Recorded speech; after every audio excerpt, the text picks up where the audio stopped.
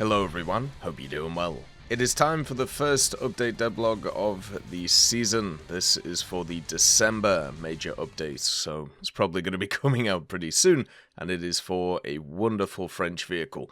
This is the VBCI, very similar to the premium VBCI that we have in the game, with quite a few differences in terms of armament, but generally should be pretty fun. This vehicle is going to be coming in at rank 6 for the French, giving them a rapid fire option to be able to run with a bunch of the other vehicles that are at those BRs. Hopefully with France as well, we can see an expansion of the Benelux stuff, so therefore the VBCI can have more friends around those BRs to have a bit of fun with, and also just give some more options for France as people grind through the tech tree. It's super fun to see the update season starting.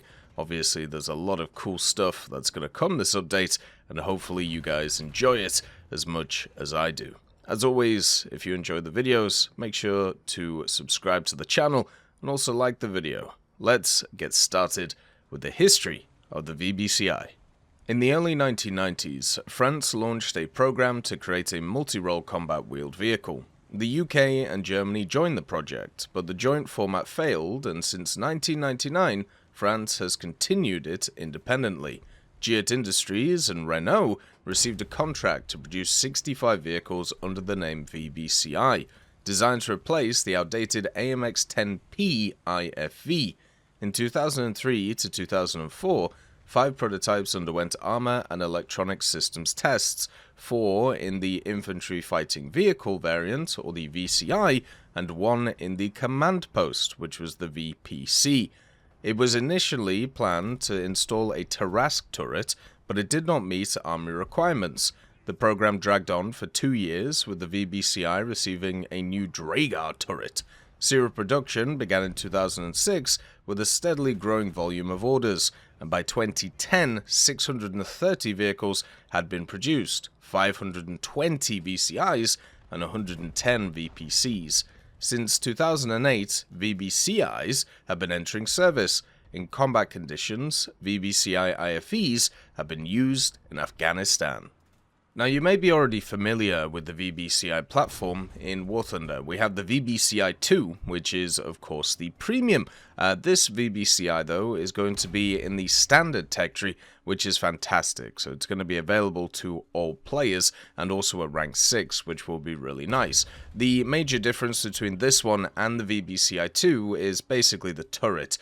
In this turret, on this VBCI, you have access to the 25mm Giat M811 autocannon, and this can fire up to 400 rounds per minute, which gives it a hell of a fire rate. The vehicle that this is probably closest to in the game, in terms of how it's used, is the VBC PT2, which is in the Italian tech tree, and that one is fantastic if you have played that. And if you haven't played that, I would highly recommend it because it's a lot of fun. But basically, the VBCI-2 has a 30mm, whereas this VBCI has access to a 25mm. Now, this 25mm will still get access to APF-SDS, it'll get the HAIT shells, and also it is fully stabilized. So you'll be able to do quite a lot as you run around the battlefield with this really mobile chassis. It also has a thermal setup and has a laser rangefinder, so you can engage stuff from range. One of the things that I use with the VBC is I use it as a secondary vehicle, and I use it in a way that it's a hybrid vehicle. And I feel like with this VBCI, you can basically do the same thing. Yes, you can be a very aggressive scout with it, you can get into some quite nice positions, you'll be able to scout a lot of stuff and then maybe take out light targets with the 25mm, but as a second spawn, you can also use it as an anti-air vehicle, with the 25mm being, rapid fire, and also having access to APF-SDS. You can actually outrange a lot of vehicles which are designed for that role around the BRs that the VBCI is going to have. And as long as the turret is fast enough, you'll be able to, swap it around and hammer stuff as you go, so that will hopefully not be too much of an issue. The only problem with doing this hybrid role is the vehicle is massive.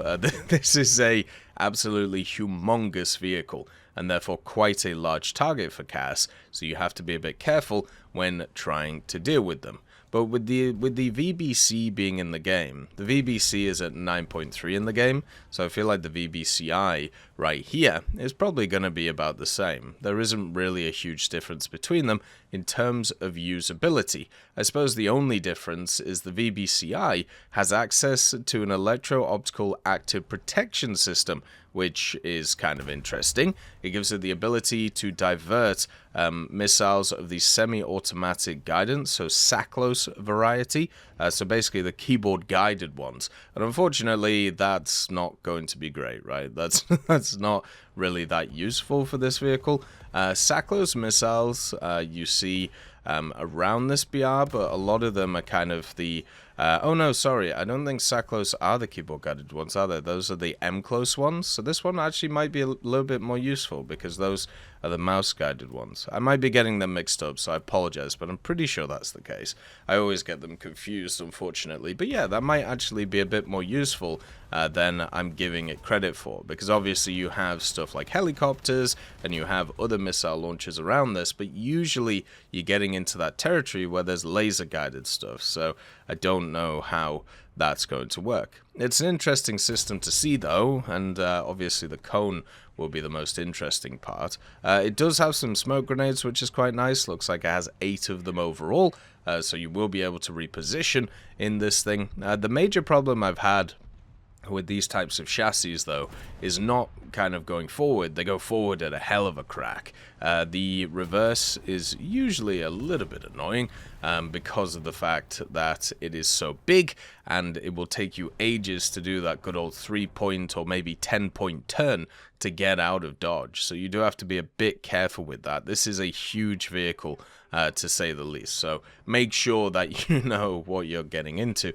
But as I said, with stuff like the VBC PT2, which is basically this thing's direct equivalent, as long as you keep that turret on target and as long as you keep it firing, you'll generally be okay. The only vehicles you'll struggle to kill with a gun like this is stuff such as the Soviet vehicles from the front. Most of the vehicles you can find weak spots, you can deal with them quite aggressively, which is quite nice, and just annihilate them. The PMB-090, which is on the good old VBC PT2, has 92mm of pen overall, so that is, you know, mostly good enough to go through pretty much all of the general MBTs you'll find at this BR. In an up tier, if you are at 9.3, you will face stuff like the T80UD, and that will be your main problem because you can't even pen that from the side. But luckily you'll have scouting, luckily you'll have a bunch of different stuff like that you can at least help with. And as I said, this thing could be used in a hybrid role. The thing about having a highly mobile scout is if you get into a matchmaker where you feel like you can't really do too much, then you can at least scout the whole of the enemy team, you can let them over push, and then you can hammer them from the side. And that feels really good to do when you're playing vehicles like this. You don't have to take them on frontally, which is why these types of machines always generally go up in BR over time, because of the fact that people can get around the side, they can play aggressively, and they can just go nuts and give your team a great advantage to the battle. If an MBT misses you and, you know, misses the shot, then all you have to do is hammer the barrel. You can run up to them, you know, hammer them from the side. You can do so much to them, which can be absolutely insane compared to what they can do to you. And that is why these vehicles are really fun and generally quite good to go. Some of the vehicles like this in the game, though, which have 25mm or have 30mm, usually have quite a low fire rate, whereas this one, with the rapid fire rate, you will be able to output damage very quickly, which is quite fun. And also, it should be at a BR where France actually has vehicles. And finally, after many years, that area of the BR range has got very strong for France. The good old 9.0 to 9.7 area, and hopefully we can see more of an expansion between that 9.7 and 12.0 area, not just a 2A4, so we can get more of these types of vehicles in there and make the progression to the good old Leclercs a little bit easier. I hope you're looking forward to this vehicle. France being the funnest ground nation for me, I'm massively hyped for this one. And as always, I hope you have a wonderful day, and I'll see you next time. I'd just like to thank GMG Smiley, CD Beans, Chieftain Mike, EMN3 Galaxy, Tulio Pontecorvo, Brendan Quinn, Carrion Crow, Gus Irenicus, Pyman, Wartinder, Teddy, Daniel Stanton, Martinez, B. Young, Ozzy Panzer, Alan Hacker, Liam Shear, Opium Prime, Lafouche, Sem Aslan, Uncle Bean, and Derek R. for supporting the channel.